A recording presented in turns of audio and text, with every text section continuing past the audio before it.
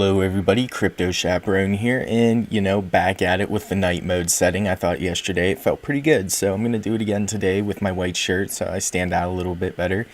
And we're going to just take a look at the markets today, and we're going to talk about a little bit of news that's happened in the past 24 hours. I haven't been really diving too much into the news and stuff that's been going on.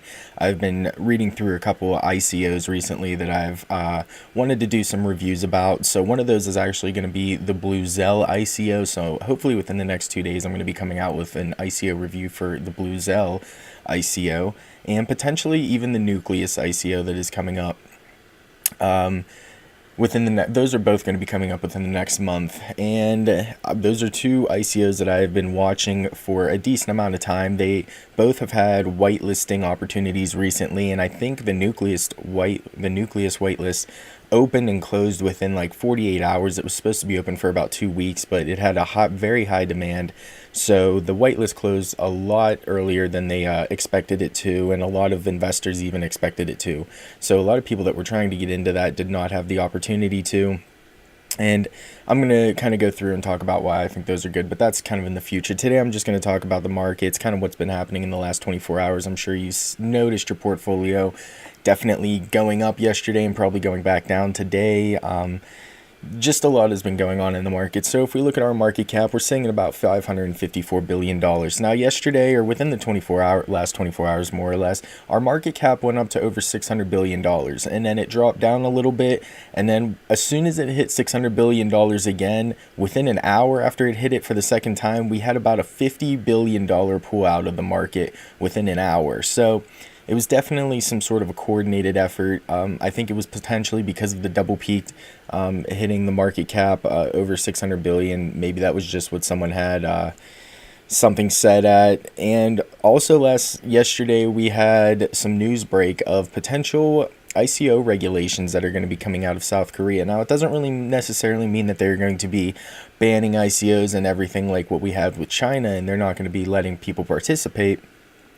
This more or less means that they are going to be implementing KYC processes and things like that within the exchanges and stuff in Korea. Now, as I talked about yesterday in my video, there's a lot of arbitrage situations that go on in cryptocurrency depending on where you're trading at. If you trade on a Korean exchange, recently more or less, a lot of times they're higher, but recently they've been exponentially higher. I mean, like 20 and 30% higher you've been paying as a tax on some of these cryptocurrencies if you've been trading them on a Korean exchange versus if you've been trading them on any other exchange, more or less, like Poloniex, Bittrex, anything like that, Bitfinex.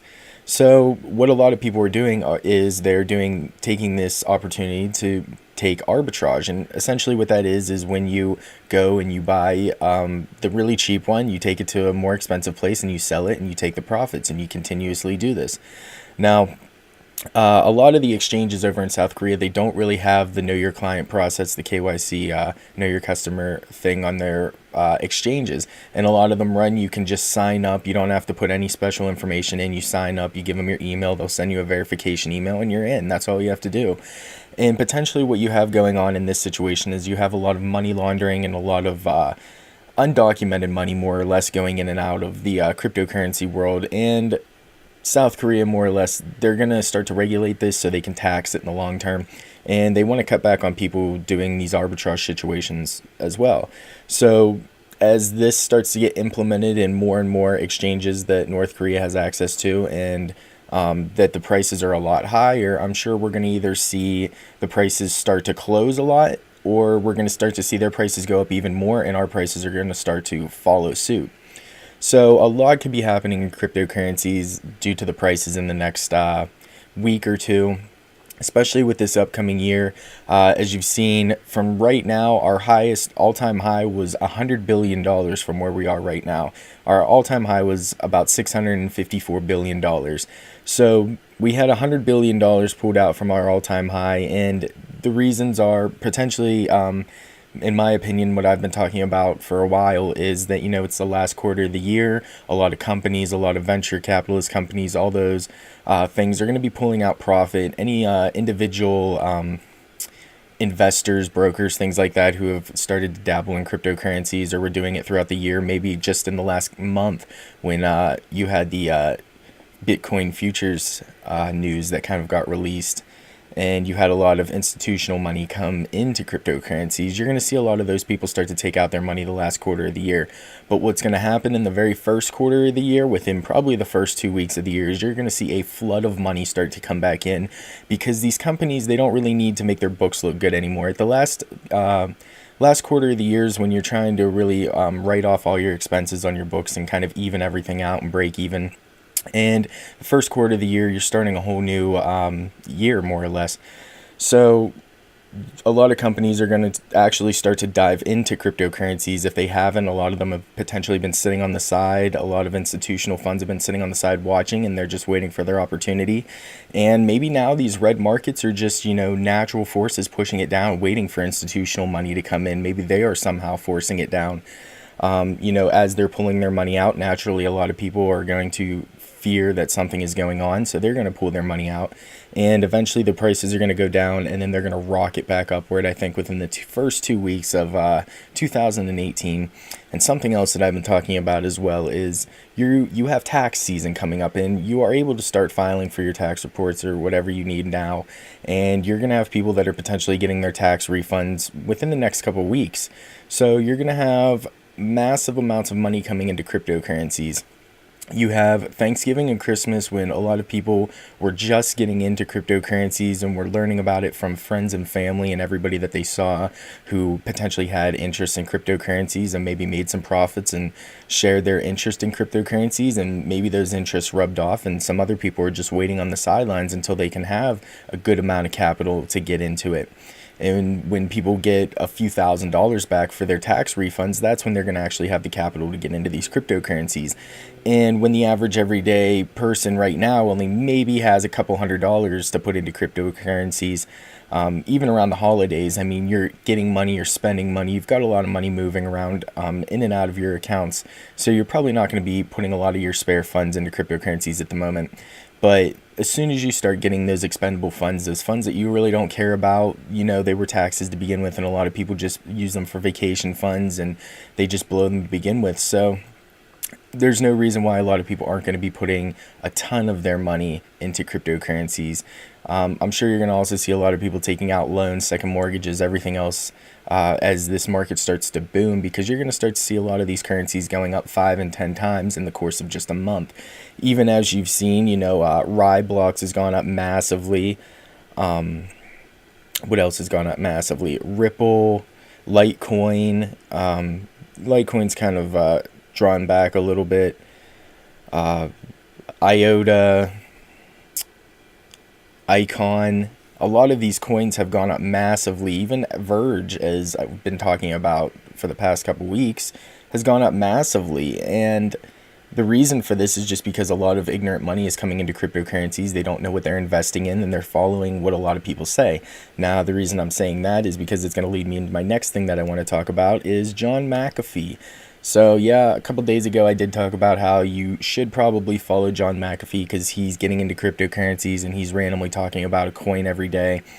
And essentially what was happening was, as soon as he would say the name of that coin, it doesn't matter if the coin was in a good or bad day, it didn't matter if the market was in a good or bad day, that coin would pretty much blow up exponentially, at least for the first few times that he said anything about it. That's pretty much what led Verge to blow in the first place. I think it was around 1 penny, and apparently the account that said that Verge was going to go to $15, that was the official John McAfee account. It was a fake official John McAfee account. But yesterday, as a lot of people started to heat McAfee about why he's getting all these fake accounts, and he's trying to tell people that only his account's the real one, watch for the blue check mark, all these things. He doesn't have an Instagram, and people were talking about how he's posting coins on his Instagram, but he doesn't have one.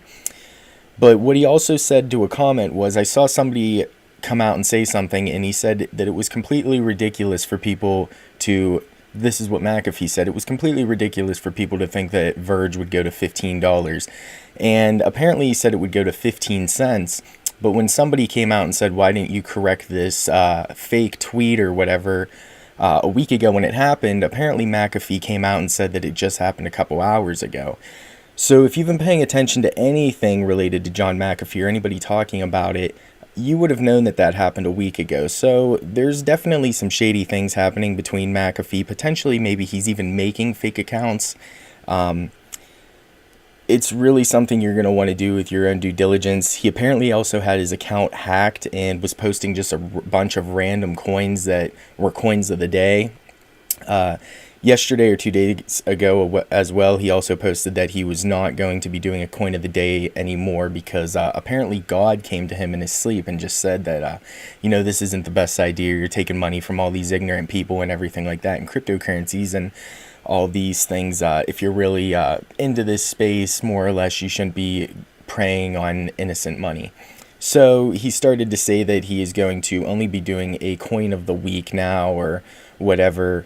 So he's not going to be doing a daily pump. It's going to be more of a weekly pump. But now you probably had a lot of people who wanted to enjoy this pump potentially. So they're making all these fake McAfee accounts, just saying random coins are getting pumped. Honestly, I would not get involved in this at all. If he mentions a coin you have, it might be your best interest to take an advantage of the profit if you do see a profit, because essentially after that, these coins have been dropping dramatically. And I've seen a lot of people saying that he has been taking some payments for mentioning these coins. So he has been making a little bit of money, as well as he's probably been pre-investing in these coins before he's even mentioning them. So he might, if you're decently wealthy, he sold. He was at one time worth $100 million, and you get into situations in life. Obviously, he's gotten into some situations, so I'm sure his funds have diminished greatly. He's still decently wealthy, I'm sure, in the millions. But if he buys, 20, 30, 40,000, $100,000 even in a currency and pumps it up 20%, he's making potentially $20,000 right there by pumping this up, as well as taking the bribes from whatever coin he is pumping up from the developers, or potentially even just random people who are saying pump up